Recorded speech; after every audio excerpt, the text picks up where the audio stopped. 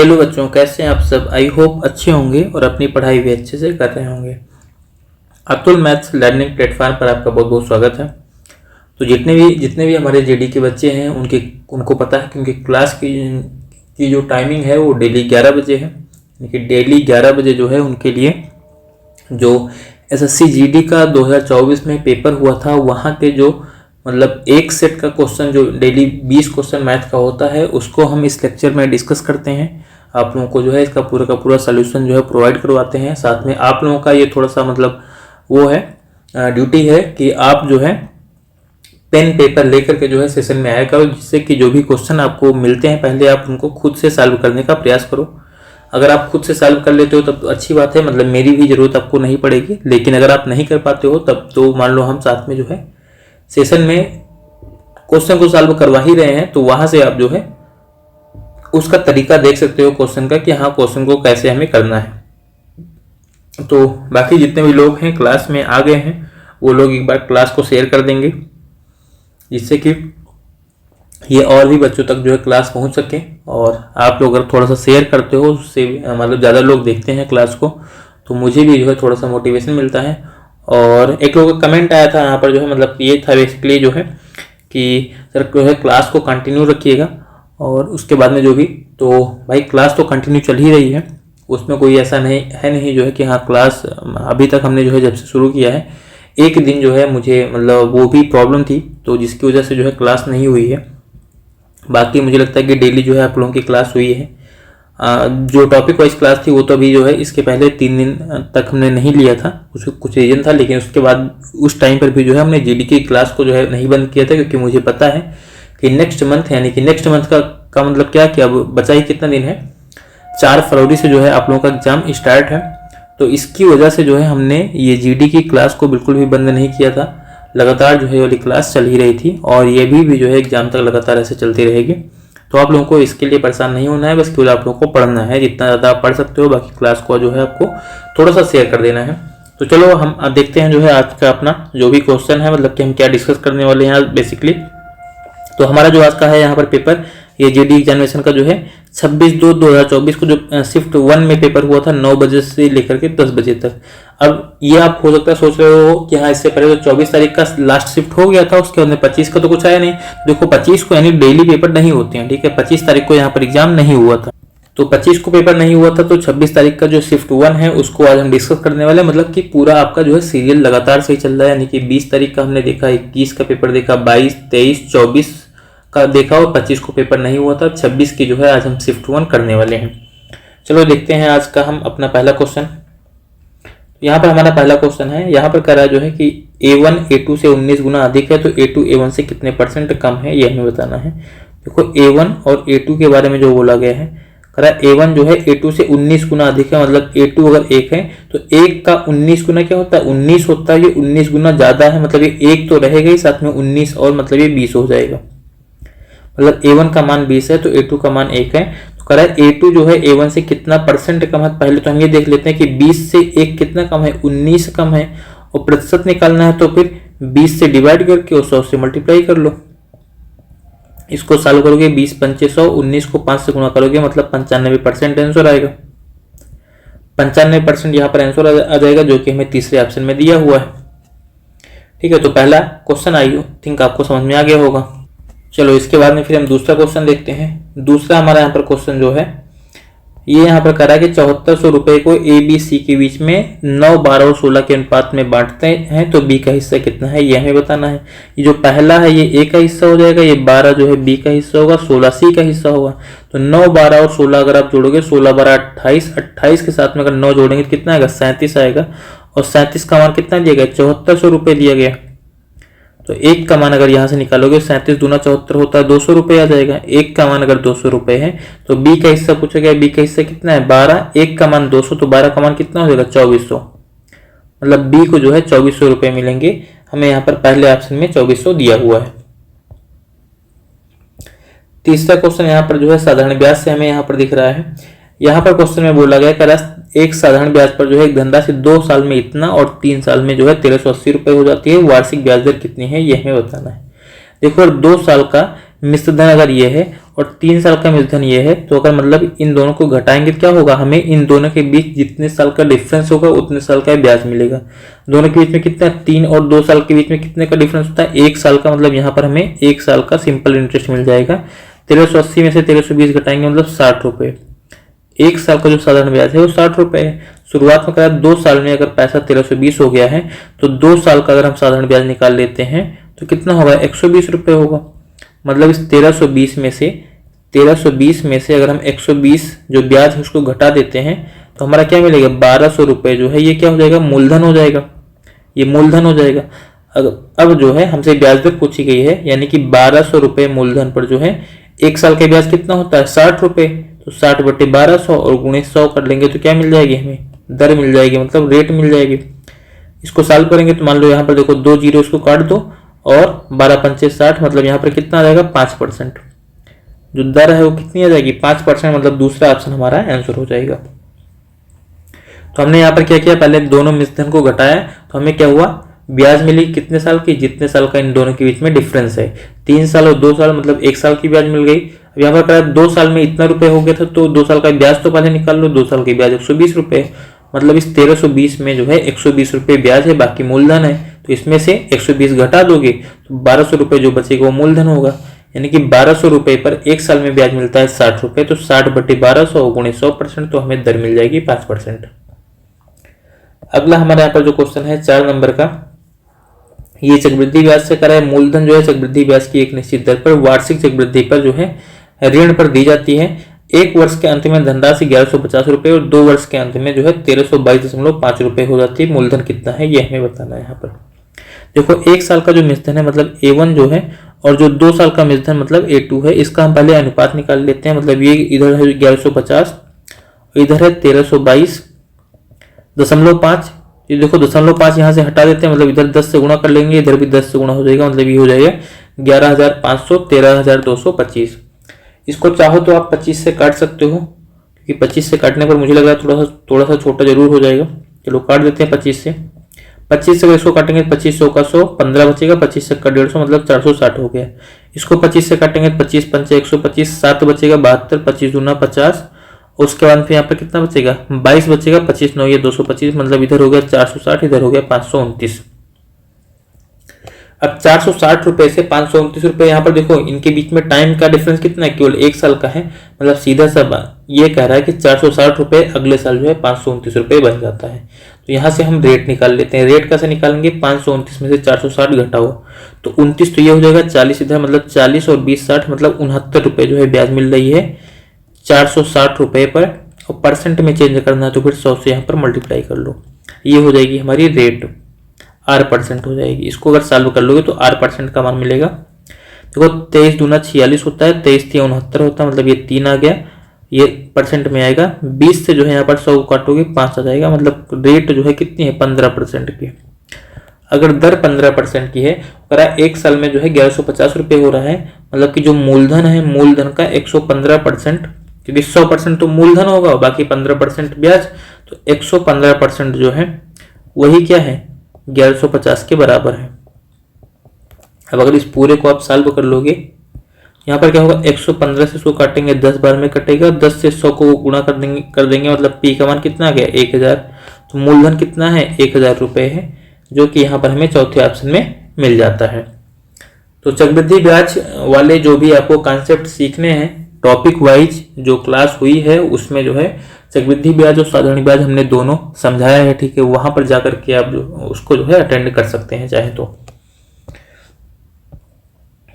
अगला हमारा यहाँ पर जो क्वेश्चन है, यहाँ पर करा कि सी जो है अकेले एक काम को 50 दिन में पूरा कर सकता है, डी अकेले उसी काम को सी द्वारा लिए गए समय के आधे समय में पूरा कर सकता है। ये ध्यान देना है। वे दोनों साथ मिलकर जो है कुल काम का 3/10 भाग कितने दिनों में पूरा कर सकते हैं, ये हमें बताना है। देखो सी जो है काम को 50 दिन में पूरा कर सकता है और डी कितने दिन में, 50 से आधा कह रहा है, सी के आधे समय में, मतलब 25 दिन में जो है पूरा कर पाएगा। इन दोनों का एलसीएम निकाल लो, 50 और 25 का एलसीएम 50 आ जाएगा। अब अगर सी की क्षमता निकालनी है तो 50 1 के 50 और डी की क्षमता निकालनी है 25 दूना 50, मतलब सी की क्षमता 1 है, डी की क्षमता 2 है। करे दोनों मिलकर के जो है काम का 3/10 भाग, तो काम है कितना, 50 यूनिट काम है। इसका अगर 3/10 आपको निकालना है, 3/10 निकाल लो, 10 पच्चे 50 होगा और 5 या 15 मतलब 3/10 भाग कितना है 15 यूनिट है। तो इस 15 यूनिट को जो है अगर ये दोनों करें तो कितना दिन लगेगा, सी की क्षमता 1 डी की क्षमता 2, तो दोनों की क्षमता कितनी हो जाएगी 1 + 2 यानी कि 3 हो जाएगी। तो 15 यूनिट को अगर 3 की क्षमता से करेंगे मतलब कितना दिन लग जाएगा 5 दिन लग जाएगा इनको, 5 दिन लग जाएगा जो है इनको ये वाला काम खत्म करने में, मतलब चौथा ऑप्शन हमारा आंसर हो जाएगा। अगला यहाँ पर जो हमारा क्वेश्चन है 6 नंबर, यहाँ पर कह रहा है कि 25 संख्याओं का औसत 150 है, इसमें एक संख्या और जोड़ने पर नया औसत 160 हो जाता है, वह नई संख्या क्या है। देखो जो नई संख्या है अगर इसको जोड़ने से औसत बढ़ रहा है मतलब यहाँ पर जो नई संख्या है वो कम से कम जो है जितना औसत बढ़ रहा है उतना तो रहेगी, 160 तो रहेगी, लेकिन नई संख्या के आने से औसत बढ़ रहा है मतलब कि बाकी सारी संख्याओं के लिए भी जो है कुछ नंबर लेकर के आएगी। वो कितना लेकर के आती है ये आपको ध्यान रखना है। तो जो नई संख्या है वो कितना लेकर के आएगी, जितना औसत बढ़ रहा है, औसत कितना बढ़ रहा है 10, और कितनी संख्या है 25, तो ये इतना एक्स्ट्रा लेकर के आएगी अपने साथ में। अपना तो जो है औसत बाकी जितना हो जा रहा है उतना तो लेके आएगी, बाकी क्या करेगी, बाकी हर संख्या के लिए जो है जितना औसत में वृद्धि हो रही उतना लेकर के आएगी, लेकिन हर संख्या के लिए लेकर के आएगी। तो 25 संख्या है तो मतलब 25 संख्या को ये 10-10 नंबर जो है देगी।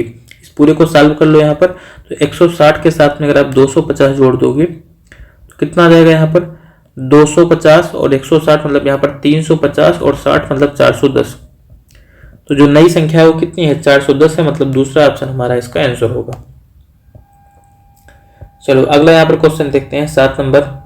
तो 7 नंबर हमारे यहाँ पर क्वेश्चन करा कि किसी वस्तु का क्रय मूल्य उसके विक्रय मूल्य का 5/8 है तो लाभ प्रतिशत कितना है। यानी कि जो विक्रय मूल्य है वो अगर हम मान लो, हम यहाँ पर कुछ भी मान लेते हैं, जो विक्रय मूल्य है वो अगर मान लो हम 8 ही मान लेते हैं तो जो क्रय मूल्य है वो कितना होगा, 8 का 5/8 निकालोगे क्या आएगा 5 आएगा, मतलब 5 रुपए में सामान को खरीदा गया है और 8 रुपए में बेचा गया है, तो 3 रुपए का फायदा हो रहा है 5 रुपए पर, और परसेंट में चेंज करना तो फिर 100 से यहाँ पर गुणा कर लो। 5 से 100 को काटेंगे 20 बार में, 20 से 3 को गुणा करेंगे मतलब 60% का जो है प्रॉफिट हो रहा है, 60% का यहाँ पर क्या हो रहा है प्रॉफिट हो रहा है। तो ये हमारा इसका आंसर हो जाएगा। हमसे वैसे प्रॉफिट परसेंटेज ही पूछा गया है तो 60% हमारा दूसरे ऑप्शन में दिया हुआ है। अगला हमारा जो क्वेश्चन है 8 नंबर का, यहाँ पर कह रहा है कि यदि दो संख्याओं का मासा जो है 47 है, उनका योग 188 है, तो संख्याएं ज्ञात कीजिए। कभी भी अगर हमें संख्याओं का मासा पता चल जाए, मासा का संख्याओं का पता चल जाए, संख्या मानने के लिए क्या करते हैं, मान लेते हैं 47A और 47B, मासा के गुणनफल के रूप में हम संख्याओं को मानते हैं हमेशा, ये ध्यान रखना। और इन दोनों का जो योग है वो कितना 188 है, मतलब यहाँ पर 47 अगर हम कॉमन कर लें यहाँ से तो क्या हो जाएगा A + B हो जाएगा, बराबर क्या होगा 188 हो जाएगा। इसको आप कितने से काट दोगे तो 7 चौक 28 और यानी कि 4 बार में कट जाएगा ये, तो हमें मिल जाएगा A + B = 4, मतलब A और B दो ऐसी संख्याएं हैं जिनका योग 4 है। और देखो ये भी आपको ध्यान रखना है कि अगर हमने मासा यहाँ से कॉमन कर लिया संख्याओं में से, तो जो संख्याएं बचेंगी मतलब A और B जो है इसमें कुछ भी कॉमन नहीं होगा, मतलब ये एक दूसरे के लिए अभाज्य संख्याएं होंगी। अब देखो यहाँ पर क्या करेंगे, हम 4 बनाने के लिए A का मान चाहे आप 1 रख लो, B का मान क्या रख लो 3 रख लो, तो हमें 4 मिल जाएगा। दूसरी कंडीशन क्या होगी, A का मान 2 रख लो, B का मान 2 रख लो, तब भी हमें 4 मिल जाएगा। और तीसरी कंडीशन क्या होगी, A का मान 3 रख दो, B का मान 1 रख दो, तब भी 4 हो जाएगा। अब इसमें जो है हमारा जो दूसरा हमने लिखा है, ये वाला जो दूसरा हमने लिखा है 2 + 2 = 4, ये क्या होगा, ये तो हमारा तो हो नहीं सकता आंसर। क्यों नहीं हो सकता ये, क्योंकि इसमें 2 और 2 में कॉमन है 2 यहाँ पर, तो यहाँ पर मासा जो है 47 नहीं होता। अगर यहाँ पर 2 और 2 लिखेंगे, 2 और 2 में कॉमन जो है 2 है, मतलब यहाँ पर मासा जो है 94 ही हो जाता, क्योंकि संख्याएं ही क्या बनेगी 94 और 94 बनेंगी, तो ये हमारा आंसर हो नहीं सकता। तो आंसर क्या हो सकता है, या तो पहला वाला ऑप्शन या तो लास्ट वाला ऑप्शन। ठीक है, अब यहाँ पर हमने संख्याएं क्या माने 47A और 47B माना। अगर A का मान 1 तो पहली संख्या क्या होगी 47 होगी, और दूसरी संख्या क्या होगी 47 × 3, मतलब 47 को 3 से गुणा करते हैं तो 141 आता है। और जो लास्ट वाला ऑप्शन है अगर हम उसको मानेंगे, A का मान अगर 3 मानेंगे तो पहली संख्या 141 होगी और लास्ट वाली संख्या कितनी होगी 47 × 47 हो जाएगी। मतलब यहाँ पर जो है या तो पहली संख्या 47 और दूसरी संख्या 141, या तो पहली संख्या 141 और दूसरी संख्या 47। तो हमें यहाँ पर जो है 47 और 141 के साथ में केवल पहला ऑप्शन मिल रहा है और बाकी किसी ऑप्शन में ये नहीं है, मतलब पहला ऑप्शन ही हमारा आंसर हो जाएगा।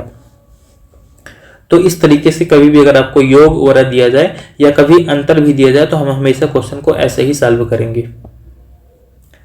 अगला हमारे यहाँ पर जो क्वेश्चन है 9 नंबर का, यहाँ पर हमसे इसका लासा पूछा गया, संख्याओं का जो है लासा पूछा गया है। तो लासा क्या होता है, जो इन संख्याओं से पूरा कट जाए। तो देखो यहाँ पर 36 जो इन सबसे कटेगा, 36 जो है 18 से कट जाएगा। देखो मान लो हम 18 से पहले सबको चेक करते हैं, 18 से 36 तो कट जाएगा, लेकिन 64 नहीं कटेगा, 72 भी कट जाएगा, लेकिन 24 नहीं कटेगा। मतलब 24 ये 64 और 24 तो आंसर नहीं हो सकता है।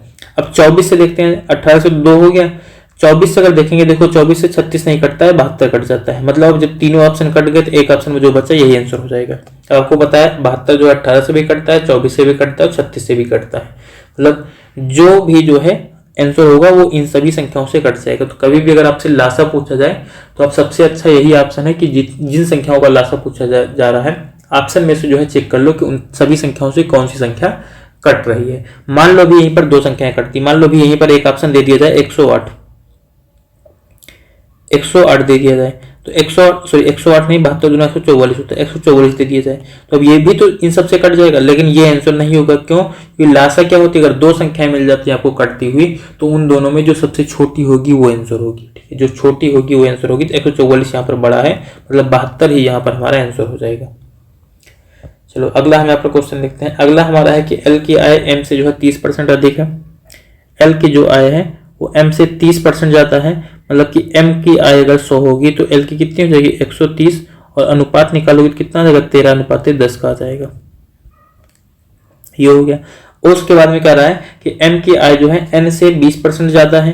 तो एम की जो आय है वो एन से कितना ज्यादा है 20%, मतलब एन की अगर आय 100 होगी तो बी की एम की कितनी हो जाएगी 120 हो जाएगी। अनुपात निकालोगे 20×5 100, 20×120, मतलब 6:5 हो जाएगा, 6:5 हो जाएगा।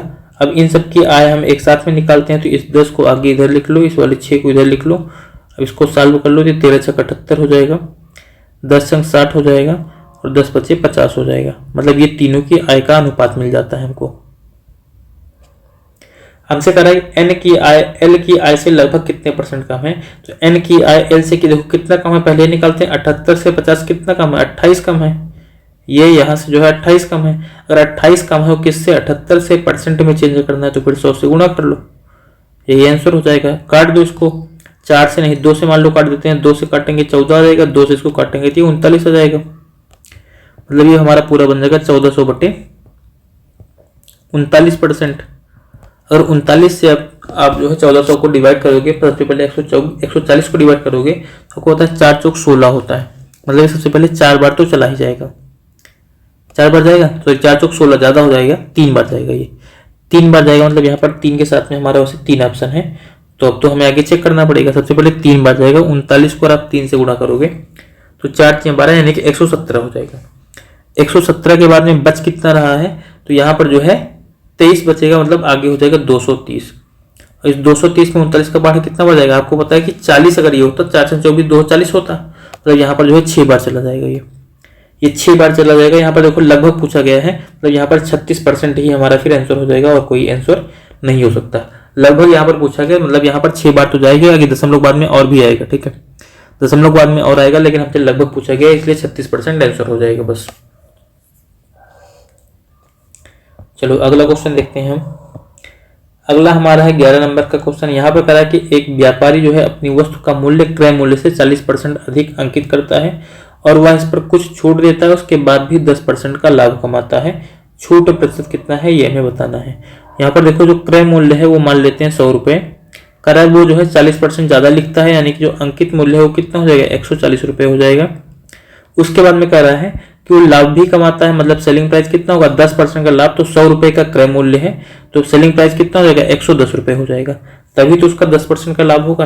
अब हमसे कह रहा है कि उसने छूट कितनी दी है। 140 का सामान वो 110 में बेच रहा है, मतलब वो 30 रुपये की छूट दे रहा है 140 पर, और परसेंट में चेंज करना है तो फिर 100 से यहाँ पर आपको गुणा करना पड़ेगा। इसको सॉल्व कर लो, 1 0 से 1 0 काट दो, बाकी ये हो जाएगा 300/14%। इसको और छोटा कर लेते हैं, मान लो 2 से काट के 2 7 14 और 2 से इसको काटेंगे तो 50 आ जाएगा, मतलब ये आ गया 150/7%। इतने का उसका जो है प्रॉफिट हो रहा है, सॉरी इतने का वो डिस्काउंट दे रहा है। इसको आप सॉल्व कर लोगे, 7 दूनी 14 हो जाएगा, 1 15 बचेगा 10, तो 7 1 के 7, 3 10 और 7 चौक 28 मतलब 21.4। 21.4 के साथ में केवल तीसरा ऑप्शन है, यही आंसर हो जाएगा। 4 इसके बाद में आगे और भी आ जाएगा क्योंकि 20 बचेगा, 7 दूनी 14 और आगे भी ये नहीं, अभी तो कट नहीं रहा है और आगे चलता जाएगा, लेकिन 2 ही अंक हम निकालते हैं। 21.42% आंसर हो जाएगा। अगला हमारा क्वेश्चन है 12 नंबर। यहाँ पर कह रहा है कि 28 प्रेक्षणों का औसत 53 है, प्रथम 11 प्रेक्षणों का औसत 54 है और अंतिम जो है 18 प्रेक्षणों का औसत इतना है 52.5 है। तो 11वें प्रेक्षण का मान कितना है, यह हमें बताना है। देखो कभी भी अगर आप ऐसा क्वेश्चन मिल जाए, सबसे पहले जो औसत दिया गया उसको लिख लो, औसत दिया गया उसको लिख लो। उसके बाद में क्या कर रहा है 11 प्रेक्षणों का जो औसत है वो 54 है। तो ये जो हमारा बाद में औसत दिया गया 54 में से 53 घटाओगे कितना आएगा, 1 आएगा, उस 1 को 11 से गुणा कर लो। देखो यहाँ पर आपको चिन्ह भी ध्यान रखना है, 54 बड़ा है 53 छोटा है, 54 में से 53 घटाओगे तो प्लस में 1 आएगा, प्लस 1 को 11 से गुणा करोगे तो प्लस में 11 आएगा, मतलब 11 को प्लस कर दो। और उसके बाद में फिर क्या करेंगे, इस 52.5 में से 53 को घटाओगे तो माइनस में 0.5 आएगा, माइनस में आएगा 0.5 और यहाँ पर संख्याएं कितनी 18, तो 18 से गुणा कर दोगे तो आ जाएगा 9 माइनस में 9 आएगा, ये वाला -9 यहाँ से घटा दो, बस यही आंसर हो जाएगा। 11 में से 9 घटेगा 2 और 2 प्लस में आएगा, 53 में जोड़ेंगे मतलब 55 हमारा आंसर हो जाएगा। तो ऐसे क्वेश्चन को करने का ये सबसे अच्छा तरीका होता है, इस तरीके से आप कर सकते हो। बाकी जो है अगर आपको ऐसे नहीं करना है तो दूसरा क्या तरीका है वो भी हम आपको बता देते हैं। देखो दूसरा तरीका ये है कि 28 प्रेक्षणों का औसत अगर 53 है तो इन 28 का योग निकाल लो 28 गुणे 53 करके। 28 गुणे अगर 53 यहाँ पर आप करोगे ये पूरा हमारा बनेगा जो है 1484 बनेगा, मल्टीप्लाई कर लेना आप। और उसके बाद में कह रहा है जो प्रथम 11 प्रेक्षण है उनका औसत कितना है 54 है, तो 11 का भी योग निकाल लो, 11 गुणे 54 कर लो। 11 गुणे अगर आप 54 करोगे तो आ जाएगा 594। और उसके बाद में कह रहा है 18 जो प्रेक्षण है उनका औसत ये 52.5 है, तो इन 18 का भी योग निकाल लो, 18 गुणे 52.5। इसको अगर सॉल्व करोगे तो ये आ जाएगा 945। अब क्या करो इन दोनों को जोड़ लो, क्योंकि ये जो है 11 और 18 जो है इसी 28 का जो है पार्ट है। इन दोनों को जोड़ोगे 5 4 9 हो जाएगा, 9 4 13 हो जाएगा, 9 5 14 15 मतलब 1539 आ गया। अब जो है जो हमारा 1484 है इसमें से इसको घटा दो, आंसर मिल जाएगा। यहाँ पर 14 में से 9 घटाएंगे, सॉरी यहाँ पर जो 1484 में से घटेगा नहीं क्योंकि 1539 बड़ा है, तो इसमें से जो है इसको घटाओगे तो ये 9 में से 4 जाएगा 5 बचेगा। यहाँ पर है 3 तो 13 में से 8 घटा देंगे तो 5 आ जाएगा, बाकी इधर बच्चा 14, 14 में से 14 जाएगा 0 मतलब 55 हमारा यहाँ पर आंसर होगा। ये हमें कैसे मिला है, ये हमें मिला है 1539 में से 1484 को घटाने पर, इसको घटाने पर जो है हमें ये 55 मिल गया है। तो इस तरीके से भी आप जो है कर सकते हो, मल्टीप्लाई थोड़ा सा ज्यादा करना पड़ेगा बस।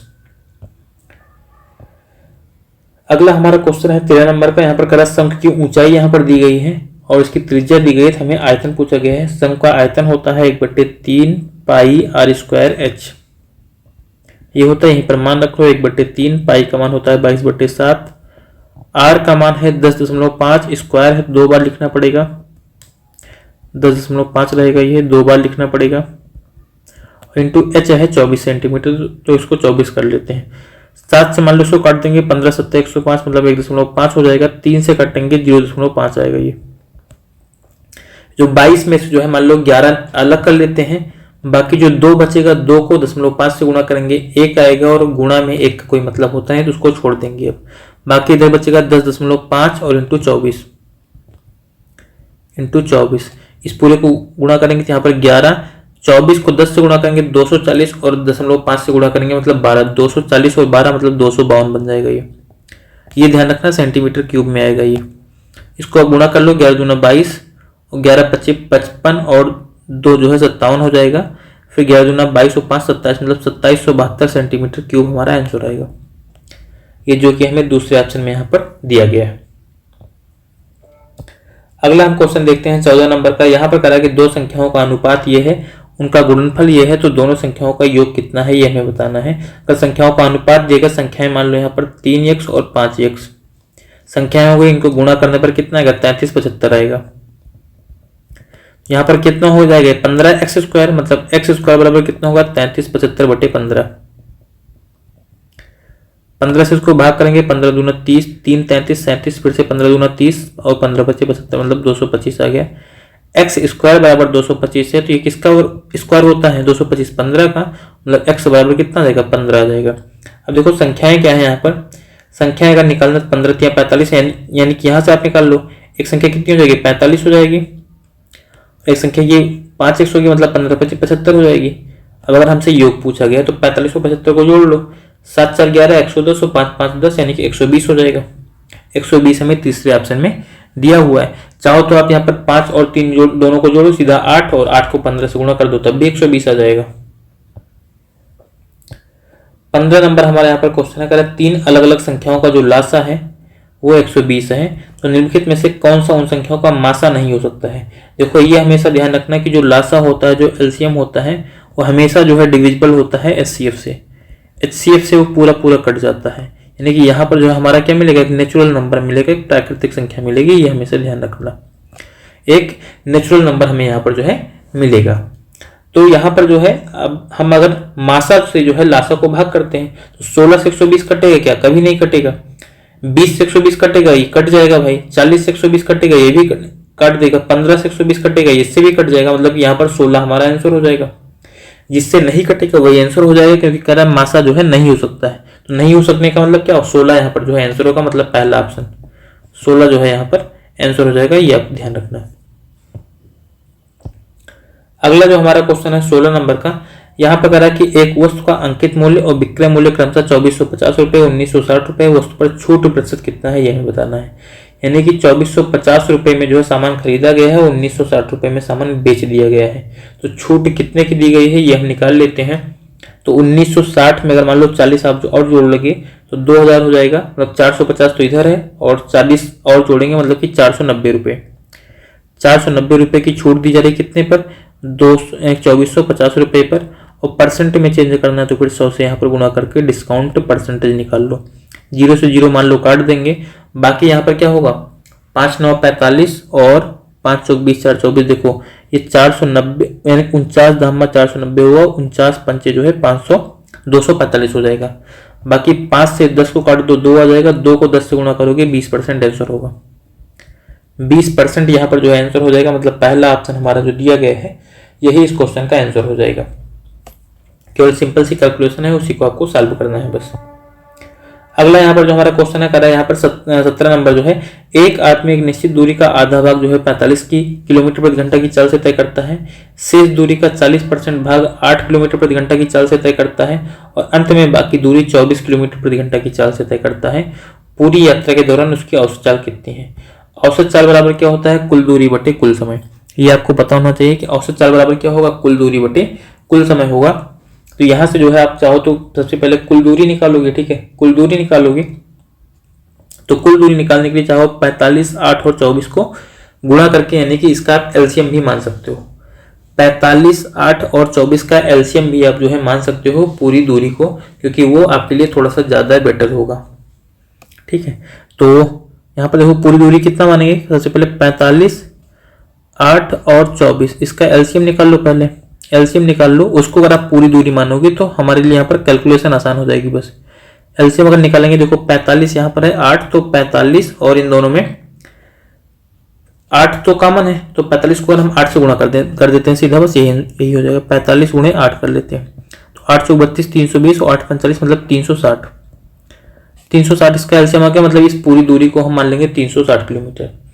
अब यहाँ पर देखो क्वेश्चन में क्या बोला गया है, क्वेश्चन में कह रहा है कि 45 किलोमीटर की मतलब इसका आधा जो है, जो 360 उसका आधा भाग जो है 45 की स्पीड से जाएगा, तो 360 का आधा कितना होगा 180 किलोमीटर होगा। इसको जो है किस स्पीड से जाएगा, 45 की स्पीड से जाएगा, यानी कि यहाँ पर कितना लगेंगे इसको 4 घंटे लगेंगे। और दूसरा क्या कर रहा है, शेष का 40%। अब 360 में से अगर आप 180 घटा दोगे तो बचेगा कितना, 180 बचेगा, और इसका कर रहा है 40%। अगर इसका 40% अगर आप निकालोगे तो कितना जाएगा, 18 चौक 72 किलोमीटर, यानी कि 72 किलोमीटर को क्या करेगा, 72 किलोमीटर को 24 की, ये 8 की चाल से जाएगा, तो 8 9 72, मतलब यहाँ पर इसको लग जाएंगे 9 घंटे। और कह रहा है जो शेष दूरी है, अब इस 180 में से भी यहाँ पर अगर आप 72 घटा देते हो तो कितना बचेगा, तो 180 में से अगर आप 72 घटाओगे मतलब 108 किलोमीटर और बचेगा। तो इस 108 किलोमीटर को किस चाल से जाएगा, 24 की चाल से जाएगा, मतलब 24 से इसको यहाँ पर भाग कर दो। आप 24 से यहाँ पर भाग करोगे तो ये कितना जाएगा, 8 3 24, और 8 से काटेंगे 8 के 8 2 10, ये पूरा नहीं कटेगा। देखो ये पूरा यहाँ पर जो है नहीं कट रहा है, यहाँ पर आप ऐसे रहने 108 और बटे 24 कर लो। इसको हम कितने से काट देते हैं, 12 से, 12 दूना 24, 12 9 ये 108, यानी कि 9 बटे 2 आ जा रहा है सीधा सा। 9 बटे 2 को अगर आप सॉल्व करना चाहोगे 4.5 घंटे आएगा। अब देखो कुल दूरी कितनी है, कुल दूरी है 360 किलोमीटर की। कुल समय कितना है, तो कुल समय जो है ये देखो 4 घंटे ये है, 9 घंटे ये है, 4.5 घंटे ये, इन सबको जोड़ लो तो 9 4 13 4 17.5 घंटे लगेंगे, 17.5 घंटे। अब इसको अगर आपको और सॉल्व करना है, इसको आप चाहो तो कर लो से 3600 और बटे 175, 25 से काट दो, 25 यहाँ पर जो है 7 बार काटेंगे, 25 7 175, इसको 25 से काटेंगे तो 25 1 25, और उसके बाद फिर यहाँ पर कितना बचेगा, 11 बचेगा, तो 2500 का 100 हो जाएगा, और फिर से 2500 का 100 मतलब 144 बटे 7 किलोमीटर प्रति घंटा आंसर आएगा। 144 बटे 7 किलोमीटर प्रति घंटा ये पहले ऑप्शन में हमें दिख रहा है, तो यही इसका आंसर हो जाएगा। तो यानी कि पूरी दूरी को हमने क्या मान लिया, 360 किलोमीटर करा, इसका आधा भाग, तो 360 का आधा 180 किलोमीटर को 45 की स्पीड से जाएगा तो 4 घंटे लगेंगे करा। बाकी जो बचेगा 180, 360 में से 180 निकल गया, बचेगा 180, इसका करा 40% भाग 8 की स्पीड से जाएगा तो इसका 40% निकालेंगे, 72 किलोमीटर आएगा। इस 72 किलोमीटर को 8 की स्पीड से जाएगा तो 9 घंटे लगेंगे। अब शेष क्या बच रहा है, तो 180 यहाँ हो गया, 72 यहाँ हो गया, दोनों को आप जोड़ के 360 में से घटा लो तो बचेगा 108 किलोमीटर। इस 108 किलोमीटर को 24 की स्पीड से जाएगा तो 24 से अगर इसको भाग कर दोगे 4.5 घंटे आ जाएंगे। औसत चल बराबर होता है कुल दूरी बटे कुल समय। कुल दूरी हमारी 360 किलोमीटर की है, कुल समय के लिए 4 घंटे 9 घंटे 4.5 घंटे जोड़ लोगे 17.5 घंटे आएगा।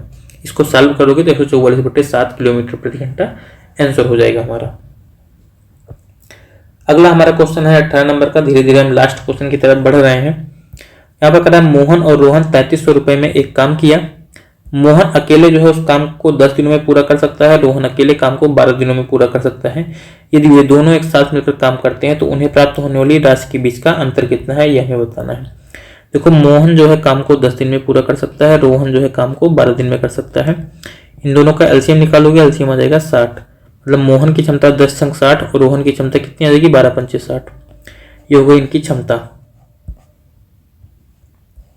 कहाँ गया कोई कलर, कौन सा कलर ले लें यहाँ से भाई, चलो ग्रीन ले लें, ग्रीन दिखेगा, दिख ही नहीं रहा है तो ब्लू लेते हैं। देखो मोहन की क्षमता 6 आ गई और रोहन की क्षमता कितनी आ गई 5, मतलब जो इनकी क्षमता होगी उसी अनुपात में इनका पैसा भी बटेगा। तो इनको पैसा किस अनुपात में बटेगा 6:5। यानी जो मोहन है, मोहन और रोहन को जो पैसा बटेगा वो मोहन की क्षमता 6 है, रोहन की क्षमता 5 है, 6:5 के अनुपात में ही पैसा बटेगा। तो इन दोनों का कुल योग कितना 6 5 11 है और 11 का मान कितना हो जाएगा 3300, क्योंकि कुल रुपया 3300 रुपये है। एक का मान कितना आ जाएगा 300। करा इन दोनों का अंतर, तो इन दोनों का अंतर क्या 6 और 5 का अंतर कितना है, एक ही तो है, तो इसे एक का मान कितना हो जाएगा 300 रुपये आंसर होगा।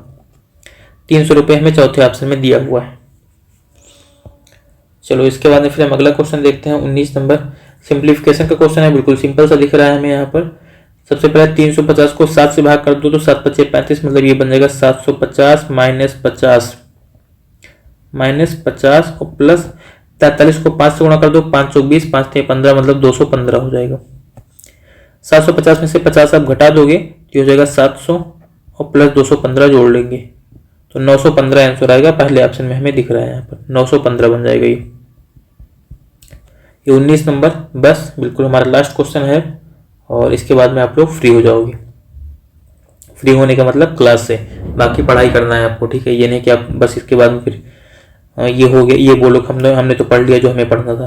अगर दो क्रमिक छूट हैं इसके समतुल्य एकल छूट, देखो समतुल्य एकल छूट निकालने का फॉर्मूला होता है इन दोनों को सबसे पहले दो जो छूटे हैं इनको जोड़ो और माइनस इन दोनों को गुणा करो और बटे में 100 कर दो। ये होता है समतुल्य छूट निकालने का फॉर्मूला।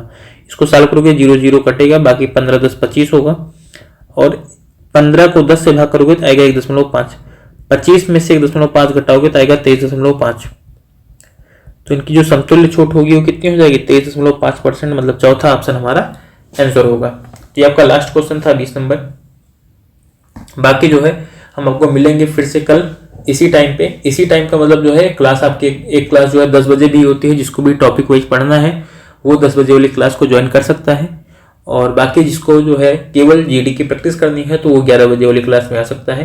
कुछ भी आपको नुकसान नहीं करेगा अगर आप 10 बजे वाली क्लास में आकर के जो है टॉपिक वाइज चीज़ों को पढ़ लोगे। और जितने भी लोग जो है यहाँ पर जीडी की क्लास में क्वेश्चन कर रहे हैं, जिनको लग रहा है जो है कि मुझसे क्वेश्चन नहीं हो रहे हैं, तो जो टॉपिक वाइज मतलब क्लासेस हुई हैं वो पूरी की पूरी अभी जो है चैनल पे पड़ी हुई हैं, तो वहाँ पर जा करके आप लोग उसको देखिए, जिससे कि जो टॉपिक आपको कमजोर लग रहा है, जैसे कि सिंपल इंटरेस्ट हो गया है, कंपाउंड इंटरेस्ट हो गया है, या रेशियो प्रोपोर्शन हो गया है, मिक्सचर एंड एलिगेशन है, वहाँ पर स्पीड टाइम एंड डिस्टेंस है, टाइम एंड वर्क है, ठीक है, पाइप एंड सिस्टम यानी कि जो नल और टंकी है, नाव और धारा है, तो ये सारी चीज़ें जो है हमने वहाँ पर डिस्कस कर ली हैं, ऑलरेडी हमने करवा दिया है। तो वहाँ पर जा करके जो है आप लोग क्लासेस को जरूर देखिए, जिससे कि आपको जो है उससे बहुत ही ज़्यादा बेनिफिट मिलेगा क्वेश्चन को फास्ट करने में, ठीक है। तो जितने भी लोग नए हैं चैनल पे वो एक बार चैनल को सब्सक्राइब कर लें। बाकी आप लोग जो है नए दोस्तों को अपने बनाइए, ठीक है, उनको शेयर भी कीजिए ये वाला पूरा का पूरा चैनल, क्योंकि यहाँ पर जो है आपको डेली क्लासेस मिलती हैं बिल्कुल डेडिकेटेड रूप में। ये होता नहीं है जो है कि हाँ चलो ठीक है आज हमने क्लास ले ली, उसके बाद में फिर 4 दिन गायब हो गए, फिर से जो है 4 दिन बाद आए, एक क्लास हमने ले लिया, फिर हमने कहा कि आप लोग पढ़ो और फिर हम गायब हो गए। ये सारी चीज़ें जो है यहाँ पर चल नहीं रही हैं, बिल्कुल कंटिन्यूसली सारी चीज़ें हो रही हैं। तो थोड़ा सा आप लोगों का भी एक दायित्व है कि क्लास को जो है नए बच्चों के साथ में भी शेयर करो, जिससे कि हमारी मतलब जो भी मतलब एक हमारा जो परिवार है उसके साथ में जो है नए बच्चे भी जुड़ सकें।